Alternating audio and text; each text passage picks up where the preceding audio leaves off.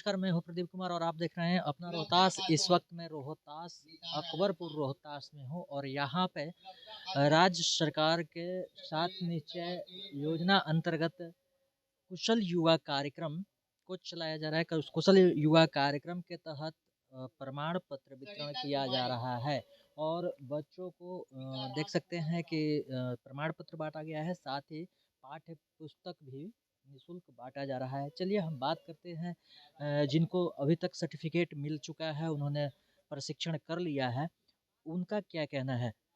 क्या नाम है आपका? संध्या कुमारी। है? संध्या कुमारी। अच्छा संध्या, ये दिखलाइए। सर्टिफिकेट मिला है, आपने कहाँ से कोर्स किया था? यही रोहतास। अच्छा रोहतास से। क्या एम है, क्या करना है? आप तो अभी आपने कुशल युवा कार्यक्रम के तहत कर लिया कि ना, केवाईपी के तहत क्या करना है? इसमें 3 कोर्स होते हैं, CIT, CLS और CSS। इससे सीखने से हमें बहुत कुछ फायदा होता है। नहीं नहीं, अब क्या करने का आगे का करने का है? आगे आगे पढ़ाई करना है और कुछ बनना है। ऐसे मुझे मेरा शौक बिहार पुलिस बनने का है। चलिए, ये बच्ची का बिहार पुलिस का शौक है और एक बच्ची मेरे बगल में ही और है। कि नाम क्या है बेटा? रूबी कुमारी। रूबी, आपने केवाईपी के तहत कंप्यूटर सर्टिफिकेट कर लिया, क्या करना चाहती हो? अभी तो हम ये इतना तक पहुँचे हैं, इससे आगे हमको पढ़ने के लिए शौक है। हम 2 सिर्फ बहनें हैं। हमारी मम्मी को बहुत शौक है कि हम लोग के कुछ करवाएं। कहाँ से के रहने वाली हो? मिल्की के हम रहने वाले हैं। मिल्की के रहने वाले हो। अच्छा ये बताओ बेटा, ये एक चीज़, एक तरह से तुमको टेक्निकल हैंड जानकारी मिल गया कंप्यूटर के तो आगे अभी पढ़ना चाहती हो या फिर इससे कोई रोज कुछ करना चाहती हो? इससे हम लोग आगे और पढ़ना चाहते हैं। अभी हम BA पार्ट 1 में हैं। हमारा एग्जाम चल रहा है। हम अभी अब पढ़ना चाहते हैं। हमारी मम्मी पापा को शौक है कि हमारे पढ़ाए। चलिए बहुत बहुत गॉड ब्लेस यू। क्या नाम है आपका? नीवा कुमारी। कहाँ के रहने वाली हो? मझगाँव की। अच्छा ये सर्टिफिकेट मिल गया, क्या करना चाहती हो आगे? हम आगे पढ़ाई करना चाहते हैं। पढ़ाई करना चाहते हो। अच्छा एक चीज़ बताओ, इससे क्या फ़ायदा हुआ तुमको, लेने से कोई इससे फ़ायदा हुआ? फायदा हुआ कि इसके बारे में जानकारी हुआ। जैसे कि कंप्यूटर में पहले हम लोग को कुछ भी नहीं आ रहा था। इसमें टाइपिंग भी करने आ गया और बहुत सारी चीज़ भी सीख लिया है। चलिए बहुत अच्छी बात है। और जिस तरह से बच्चियों को आप देख सकते हैं कि इस भीड़ में सबसे ज़्यादा बच्चियां ही हैं और बच्चियों को सर्टिफिकेट वितरण किया जा रहा है। ये बच्चियां, अच्छा कोर्स आपने कितना दिन पहले किया है? 3 महीना का था, हो गया। शायद हम लोग का एग्ज़ाम सितंबर में ही हो गया था। सितंबर में हो चुका था। और ये एक तरह से कहीं ना कहीं केवाईपी के तहत जो बच्चियां आज कुशल युवा कार्यक्रम जो है उसके तहत कहीं ना कहीं जाकर अपने कार्य को भी कर सकते हैं। या फिर कुछ बच्चियों का जैसे मैंने ओपिनियन लिया तो उन्होंने बताया कि अभी उनको पढ़ना है और आगे बढ़ना है। आइए इस वक्त हमारे पास रवि जी हैं, जो कि आज के प्रोग्राम के यहाँ पर कह लीजिए मैनेजमेंट कह लीजिए, डायरेक्टर कह लीजिए, और यहाँ पे इस वक्त हमारे पास मौजूद हैं। रवि जी, आपका आप यहाँ पे जो आप बैठे हुए हैं, जो कार्यक्रम कर रहे हैं, और यहाँ पे बच्चों को आपने यहाँ पे सर्टिफिकेट भी वितरण किया है, कुछ देखा गया, किताब भी वितरण किया गया है, तो पहले सर्टिफिकेट के बारे में बताइए कि सर्टिफिकेट जो वितरण हुआ है कैसे बच्चों को हुआ है? ये हमारे यहाँ पहले जुलाई बैच में एडमिशन लिए थे बहुत सारे बच्चे। हाँ हाँ। तो 40 बच्चे को हमने जुलाई बैच का हमने सर्टिफिकेट अभी वितरण किया है। उसके बाद हमारे यहाँ अगस्त में कोई बैच नहीं बना था। उसके बाद सितंबर में हमारे यहाँ 20 बैच का बना हुआ था, 20 बच्चे का बैच। तो हमने 20 बच्चे वहाँ दिए, यानी 60 बच्चे को हमने आज सर्टिफिकेट डिस्ट्रीब्यूट किया है। और लगभग 50 बच्चे को हमने किताब भी अभी दिया। हाँ, जो कि हमारे यहाँ नवंबर बैच है और दिसंबर बैच है। ये गवर्नमेंट की बुक है जो कि फ्री ऑफ कॉस्ट है, हम लोग को मिलता है बिहार सरकार से, हम लोग बच्चे को प्रोवाइड करते हैं। अभी आपके इंस्टीट्यूट पे कितने बच्चे हैं? अभी हमारे पास 88 है, लगभग 88 बच्चे हमारे यहाँ पढ़ने आते हैं डेली। तो क्या इनको यहाँ पे कोई चार्ज वगैरह देना पड़ता है? कोई एडमिशन चार्ज है, क्या क्या है, क्या कैसा नियम है? एडमिशन का सेम प्रोसेस है। सबसे पहले उसको एक जिला निबंधन परामर्श केंद्र में जा करके एक रजिस्ट्रेशन कराना पड़ता है, जो कि मोकर में है। उसके बाद बच्चा एक मोकर कहाँ पे है? कहाँ? ये मोकर आपको सासाराम में है। अच्छा, सासाराम में जी। हाँ, वहाँ पे जिला निबंधन कार्यालय ऑफिस में जा करके और एक कुशल युवा कार्यक्रम का उसको रजिस्ट्रेशन करवाना पड़ता है। रजिस्ट्रेशन के बाद बच्चे हमारे यहाँ एडमिशन लेने आते हैं। एक पावती रसीद के नाम से एक स्लिप मिलता है। और स्लिप हमारे यहाँ जमा होता है बच्चे का, और सिक्योरिटी मनी के नाम पे 1000 रुपये हम लोग लेते हैं बच्चे से, और वो 3 महीने का कोर्स जैसे ही बच्चा कंप्लीट होता है वो पैसा उसके अकाउंट में 3 महीने में आपको क्या क्या सिखा पाते होंगे भाई, ये क्या बताते 3 महीने में क्या नॉलेज 3 रहता होगा? महीने में हम लोग बच्चे को सिखाते हैं 3 कोर्सेस, और ये 3 कोर्सेज हैं हमारे यहाँ CIT, जो कि इंफॉर्मेशन टेक्नोलॉजी से रिलेट करता है, जिसमें हम लोग बच्चे को Excel, PowerPoint, presentation, pen, Word और बहुत सारे AI टूल्स के बारे में हम लोग बताते हैं, इंटरनेट के बारे में भी, ग्राफिक्स के बारे में भी बहुत सारा चीज़ हम लोग बताते हैं बच्चे को। और दूसरा कोर्स हमारा हुआ CLS, जो कि ये लैंग्वेज स्किल्स है, पहले कम्युनिकेशन एंड लैंग्वेज स्किल्स के नाम से भी जाने जाते थे। इसमें हम लोग बच्चे को दूरसंचार या कौशल के बारे में हम लोग बताते हैं। जैसे यह कोर्स करने के बाद बच्चे क्या कर सकते हैं, अपना भविष्य में आगे क्या कर सकते हैं? ये कोर्स करने के बाद सर एक बच्चे को कोई भी फॉर्म भरने में बहुत ज़्यादा प्रॉफिट आएगा अभी ये सर्टिफिकेट से। दूसरी चीज़ ये है कि किसी भी जॉब के लिए बच्चे को रेडी होना पड़ता है, उसके लिए उसको क्या है कि आगे के दौर में क्या क्या चीज़ें की ज़रूरत है।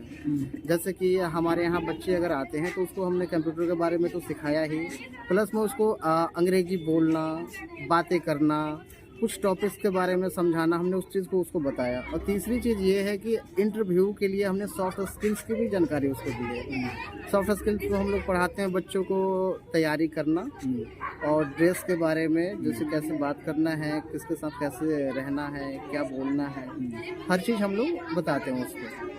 नगर पंचायत तो साथ के स्वच्छ हैं, कितने दिनों से यहाँ पे आप रहे हैं, क्या साल से यहाँ पे सेवाएं कैसे की? हमारा सेवा तो 2016 से ही स्टार्ट है, और नगर पंचायत रोहतास में हम लगभग अभी 1 साल से अभी यहाँ। चलिए, बहुत बहुत धन्यवाद सर।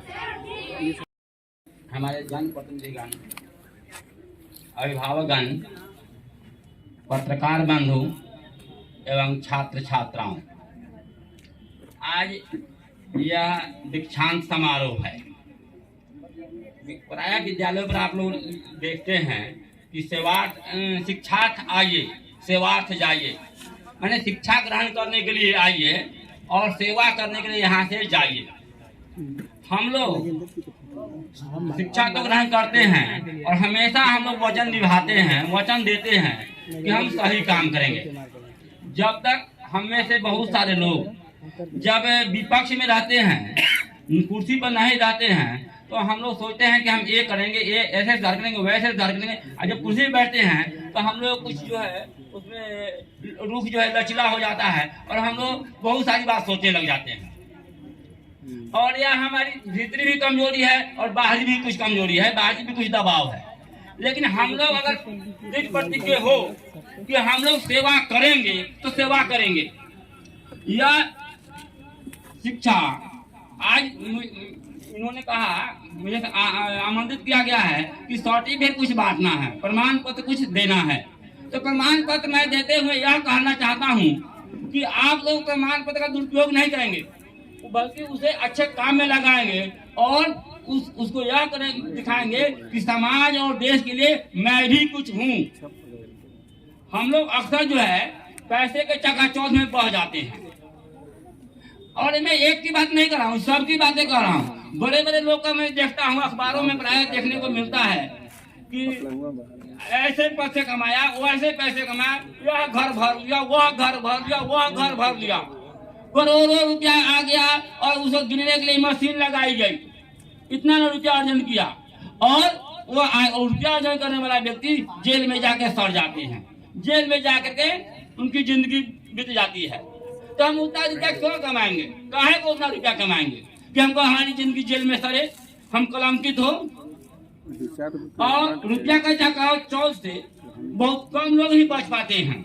लेकिन आज मैं विद्यार्थियों से आग्रह करूंगा, प्रार्थना करूंगा कि आप रुपए के चकाचौंध में नहीं आएंगे, ईमानदारी से काम करेंगे, आपको कहीं दिक्कत नहीं होगी। ईमानदारी से काम करेंगे, कहीं कोई दिक्कत नहीं होगी। और दिक्कत है तो संघर्षशील जीवन है, संघर्ष नहीं किए तो जिंदगी कौन काम का। संघर्ष तो आपको जिंदगी में करना पड़ेगा, नहीं तो जिंदगी बेकार है। इसलिए संघर्ष कीजिए, सच्चाई की जीत होती है। प्राय हम लोग बड़े बड़े अनुष्ठानों को लिखा देखते हैं, चाहे बड़े बड़े कॉलेजों में, कि सत्य की कोई सीमा नहीं होती, सत्य अजय होता है और बुद्धि की एक सीमा होती है। धन कमाने के लिए हम लोग बुद्धि लगाते हैं, ऐसे वैसे कई प्रकार का बुद्धि लगा करके धन कमा लेते हैं, लेकिन उसकी एक सीमा है और एक दिन वो हमको नहीं बचा पाएगा। लेकिन सत्य की कोई सीमा नहीं होती है, सत्य हमेशा शक्तिशाली होता है और वो हमेशा आपको बचाया करेगा। सत्य, न्याय और अहिंसा को अगर हम हथियार बना लें तो हमारी जिंदगी में कोई दिक्कत नहीं होगी, हर जगह हमारी जीत होगी। और कहीं हार भी होती है किसी कारण से तो हम उसको भी जीत मान करके चले और फिर उसका लाभ उठाए और अगली बार हमें जीत होना ही होना है। इसलिए सत्य, न्याय, अहिंसा को हम लोग हमेशा हथियार बनाकर काम करें और भारत माता के उत्थान के लिए हम लोग अग्रसर होते रहे। शिक्षा के बारे में प्रायः कहा जाता है शिक्षा शेरनी का दूध है, शिक्षा शेरनी का दूध है, जो पिया वह शेर बन गया। शेर बनने से मतलब मेरा जंगल का राजा बनने से नहीं है, शेर बनने से मेरा है समाज और देश का कल्याण करता, समाज और देश को नई दिशा देने वाला व्यक्ति, समाज और देश को नया दिशा देने वाला व्यक्ति। और वह कोई जरूरी नहीं है कि बड़े ओहदे पर ही हो, छोटे ओहदे पर रह करके भी वह समाज और देश का हित अगर करता है तो वह वास्तव में शेर है, वह वास्तव में शेर है और समाज और देश को आगे बढ़ाता रहेगा। और मैं आपसे आग्रह करता हूं कि आप लोग मन लगाकर देश की, समाज की सेवा कीजिए, मन लगाकर पढ़िए, समाज और देश की सेवा कीजिए, यही मैं आपसे आग्रह करता हूं। जय हिंद, जय भारत। जितने भी बड़े बुजुर्ग लोग हैं उन सभी को मेरा प्रणाम। साथ ही आप सभी को बहुत बहुत धन्यवाद जो आप सबने मुझे यहाँ अतिथि के रूप में बुलाया। सो धन्यवाद, थैंक यू। मैं ये कहना चाहती हूँ कि शिक्षा कभी भी पहचान का मोहताज नहीं होता है, क्योंकि शिक्षित व्यक्ति को पहचान बनाने की जरूरत नहीं, वो शिक्षित है तो उसका पहचान खुद ही बन जाता है, वो अपने शिक्षा के बल पर अपना पहचान बना ही लेता है। यहाँ मैं देख रही हूँ कि लड़कों से ज्यादा लड़कियाँ उपस्थित हैं। मैं उन सभी से कहना चाहती हूँ, उनके माता पिता से, कि बहुत बहुत धन्यवाद जो आप अपनी बेटियों को हर क्षेत्र में आगे लाने का प्रयास कर रहे हैं। क्योंकि पहले के ज़माने में बेटियों को किसी भी कार्य के लिए जल्दी घर से बाहर नहीं निकाला जाता था, तो उन्हें हर चीज़ में प्रॉब्लम होती थी। बट आज की लड़कियां एजुकेटेड हो रही हैं और इसका श्रेय उनके माता पिता को जाता है और समाज को भी जाता है, क्योंकि समाज में यदि गलत लोग रहेंगे तो उसका प्रभाव बेटियों पर पड़ेगा, वो सुरक्षित खुद को समाज में महसूस नहीं कर पाएंगी। कहते हैं ना, कोशिश करने वालों की कभी हार नहीं होती, कोशिश करने वालों की कभी हार नहीं होती और लहरों से डरकर नौका पार नहीं होती। तो मैं उन सारी बेटियों से कहना चाहती हूँ कि आप सभी निडर होकर बिना झिझक के हर क्षेत्र में आगे बढ़िए। कोशिश कीजिए कि आप किसी के ऊपर निर्भर ना रहें, आप एक आत्मनिर्भर महिला बनकर, सशक्त महिला बनकर सामने आए। क्योंकि एक महिला सिर्फ घर चलाने के लिए नहीं होती है, महिला सिर्फ घर चलाने के लिए नहीं होती है, वो देश भी चला सकती है। जब एक महिला बच्चा संभाल सकती है, घर परिवार चला सकती है, तो वो समाज को भी आगे बढ़ा सकती है। इसलिए मैं आप सबसे कहना चाहती हूँ कि आप सब सिर्फ आगे बढ़िए, पढ़ते रहिए, शिक्षित बनते रहिए और एक अच्छा मुकाम हासिल कीजिए, ताकि आपके माता पिता एवं समाज, देश का नाम रोशन हो। कहते हैं ना, ओस की बूंद सी होती है बेटियां, ओस की बूंद सी होती है बेटियां, और जरा सा दर्द हो तो रोती है बेटियां। रोशन करेगा बेटा तो एक ही कुल को, रोशन करेगा बेटा तो एक ही कुल को, दो दो कुलों की लाज धोती है बेटियां। कोई एक दूसरे से कम नहीं, कोई एक दूसरे से कम नहीं। हीरा है अगर बेटा तो सच्ची मोती है बेटियां, हीरा है अगर बेटा तो सच्ची मोती है बेटियां। फिर भी ना जाने क्यों कोख में ही मार दी जाती है बेटियां। तो आप सबको ये मेरा संदेश है कि बेटियों का सपोर्ट हमेशा करें, ताकि वो हर क्षेत्र में आगे बढ़ें, दूसरे पर निर्भर ना रहें, आगे बढ़ें और अपने देश समाज का नाम रोशन करें। धन्यवाद।